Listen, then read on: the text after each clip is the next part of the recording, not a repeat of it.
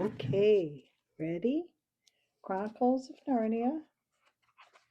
We're in book 2, The Lion, the Witch, and the Wardrobe. And this is chapter 14, The Triumph of the Witch.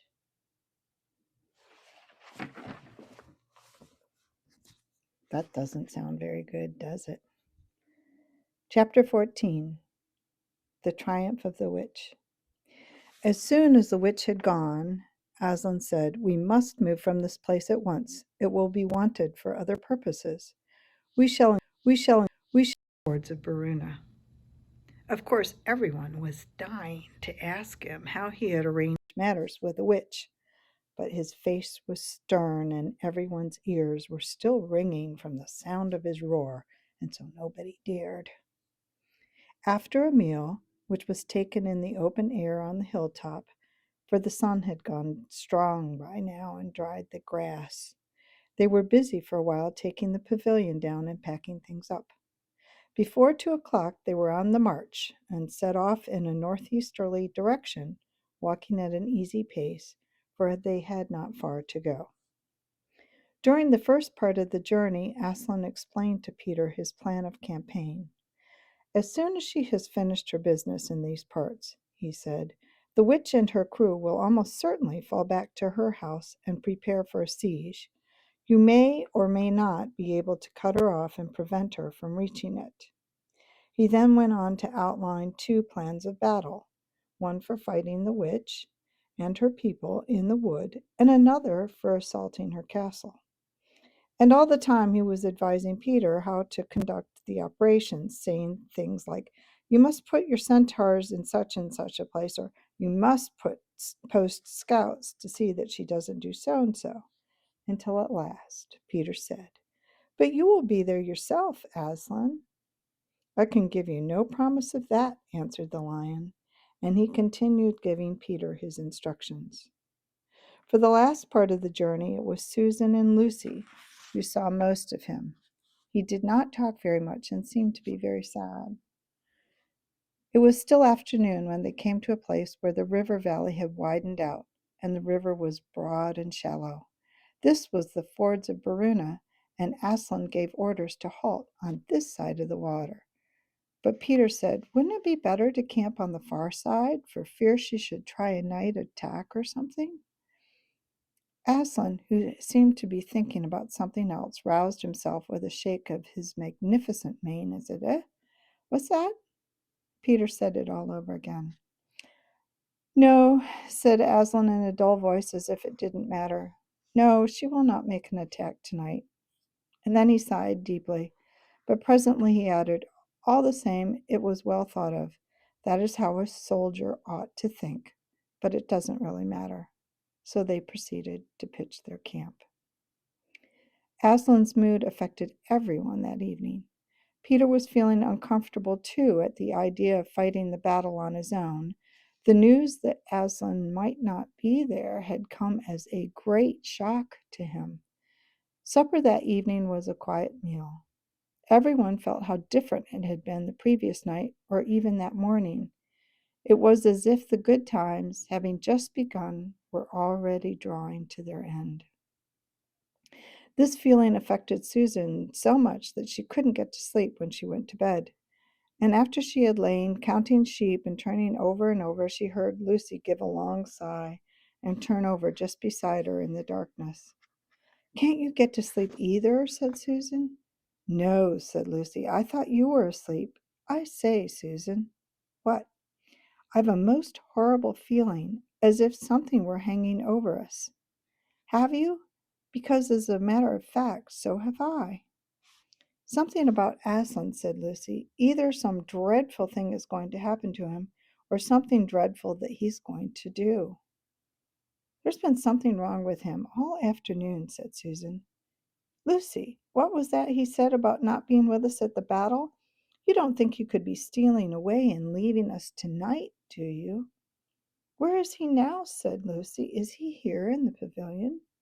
"I don't think so." "Susan, let's go outside and have a look around. We might see him." All right, let's, said Susan. We might as well just be doing that as lying awake here. Very quietly, the two girls groped their way among the other sleepers and crept out of the tent. The moonlight was bright and everything was quiet except for the noise of the river chattering over the stones. Then, suddenly, Susan caught Lucy's arm and said, "Look!" On the far side of the campground, just where the trees began, they saw the lion slowly walking away from them into the wood. Without a word, they both followed him. He led them up the steep slope, out of the river valley, and then slightly to the right, apparently by the very same route which they had used that afternoon in coming from the hill of the stone table.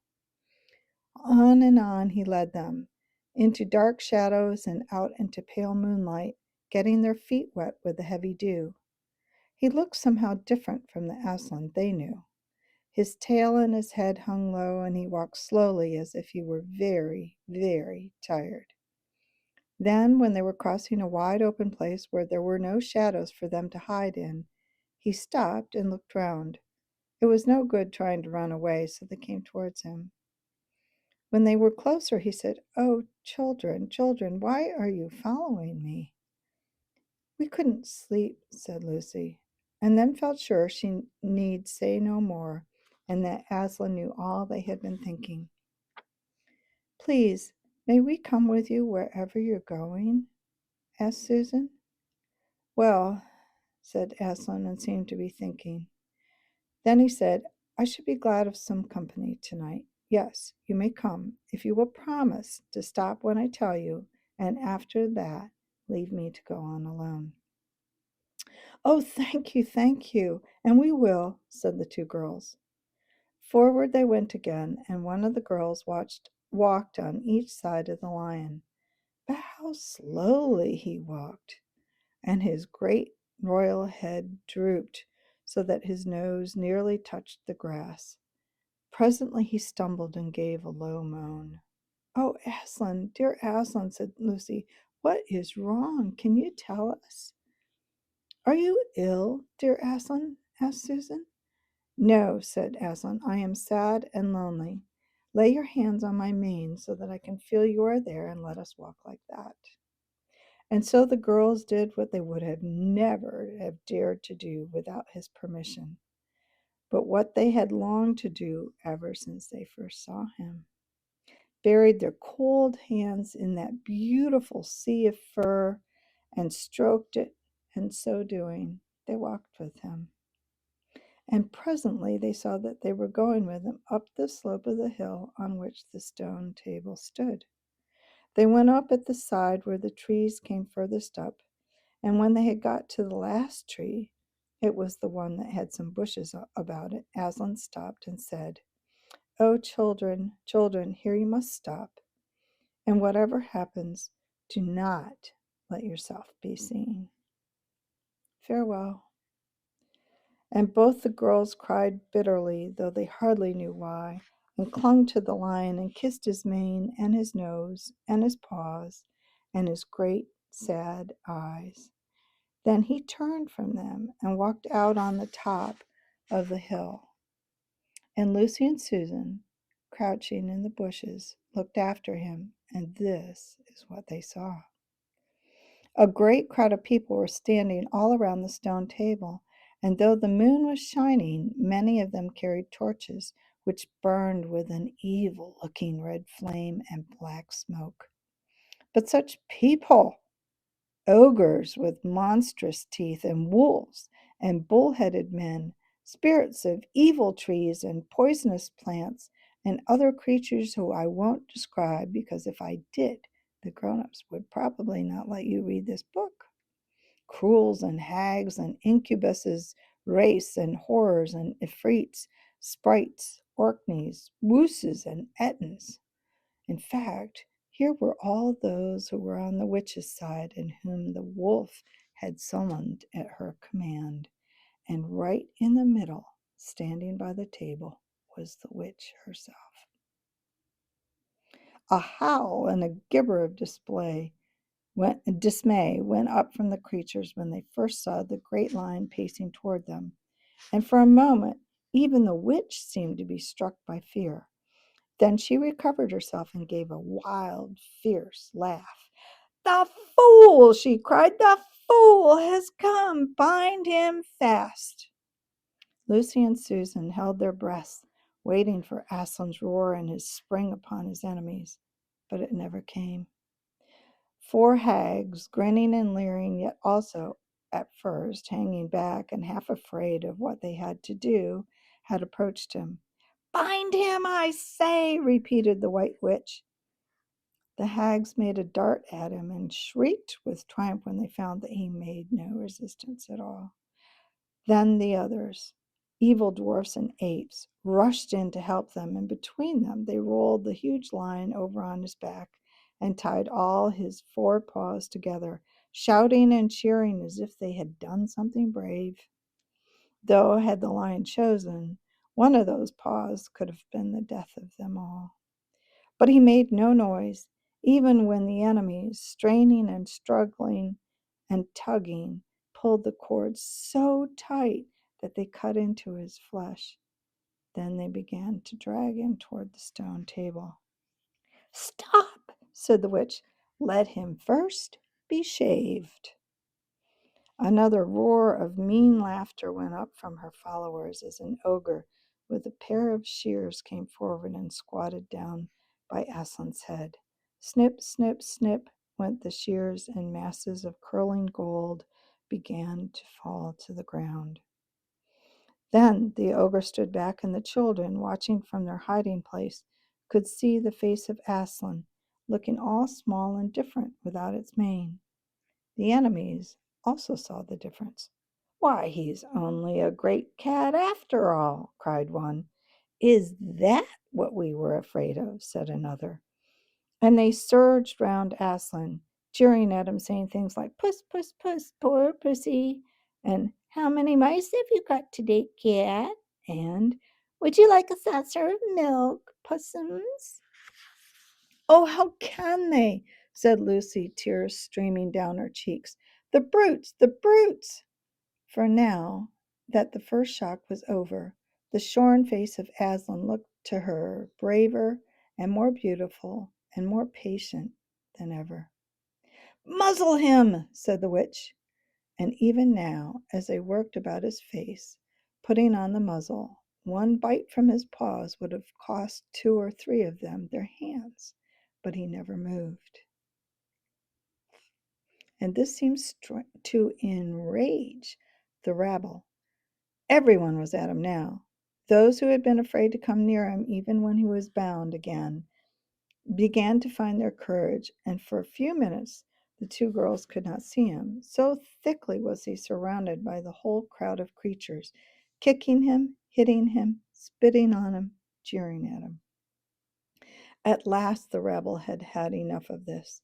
They began to drag the bound and muzzled lion to the stone table, some pulling and some pushing. He was so huge that even when they got him, it took all their efforts to hoist him onto the surface of it. Then there was more tying and tightening of cords. "The cowards! The cowards!" sobbed Susan. "Are they still afraid of him, even now?" When once Aslan had been tied, and tied so that he was really a mass of cords on the flat stone, a hush fell on the crowd. 4 hags, holding 4 torches, stood at the corners of the table. The witch bared her arms as she bared them the previous night when it had been Edmund instead of Aslan. Then she began to whet her knife. It looked to the children, when the gleam of the torchlight fell on it, as if the knife were made of stone, not of steel, and it was a strange and evil shape. At last she drew near. She stood by Aslan's head. Her face was working and twitching with passion, but his looked up at the sky, still quiet, neither angry nor afraid, but a little sad. Then, just before she gave the blow, she stooped down and said in a quivering voice, And now, who has won? Fool, did you think that by all this you would save the human traitor? Now I will kill you instead of him as our pact, and so the deep magic will be appeased. But when you are dead, what will prevent me from killing him as well? And who will take him out of my hand then? Understand that you have given me Narnia forever. You have lost your own life, and you have not saved his. In this knowledge, despair and die. The children did not see the actual moment of the killing. They couldn't bear to look and covered their eyes. So, next chapter, deeper magic from before the dawn of time. Until then.